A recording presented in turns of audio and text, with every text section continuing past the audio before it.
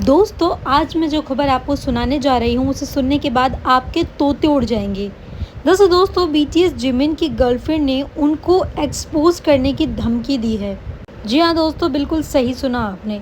दरअसल अब से कुछ ही दिनों बाद बीटीएस के सभी मेंबर्स की 2 साल की मिलिट्री सर्विस ट्रेनिंग पूरी हो जाएगी और एक एक करके सारे के सारे मेंबर्स डिस्चार्ज हो जाएंगे, जिसमें सबसे पहले बीटीएस किम ताeyong को 10 जून को डिस्चार्ज मिलेगा।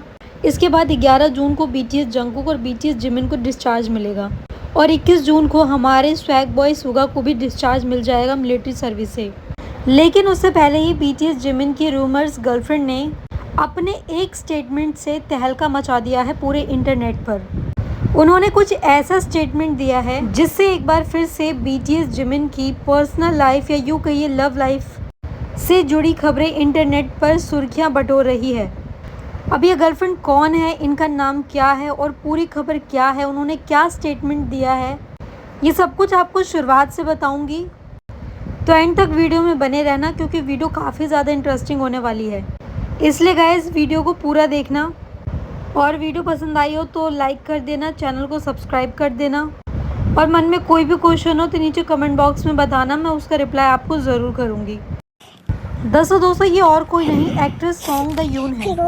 इन्होंने हाल फिलहाल में अपने एक इंटरव्यू में बोला है कि वो एक फेमस के-पॉप आइडल को डेट कर रही हैं। इनफैक्ट उनके ऐसे स्टेटमेंट पर काफ़ी सारे लोगों ने ट्रस्ट भी कर लिया और लोगों को ये भी यकीन हो गया कि ये किसी और की नहीं बल्कि बीटीएस जिमिन की बात कर रही हैं। इनफैक्ट उनके स्टेटमेंट पर नेटिजन्स को भी क्लिप का रिप्लाई करने पर मजबूर होना पड़ा। दोस्तों मैं आपको बता दूं, सॉन्ग द यून ने हाल ही में ये बात कही थी कि वो अब सिंगल नहीं है।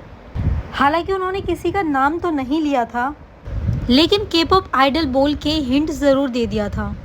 वहीं दोस्तों सोशल मीडिया से मिली खबरों के अकॉर्डिंग 3 जून को पॉपुलर कोरियन डिस्कशन प्लेटफॉर्म पर एक पोस्ट काफ़ी ज़्यादा वायरल हो गई थी।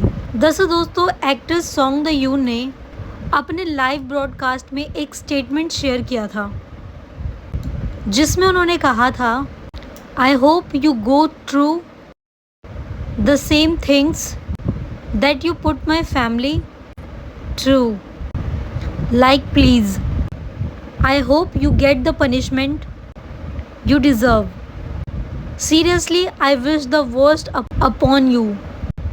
यानी कि मुझे उम्मीद है कि आप भी उसी चीज़ से गुजरेंगे, उसी चीज़ को फेस करेंगे जो आपने मेरे परिवार के साथ, मेरी फैमिली के साथ किया, और मुझे ये पूरी उम्मीद है कि आपको भी वो सज़ा मिलेगी जो आप डिज़र्व करते हो।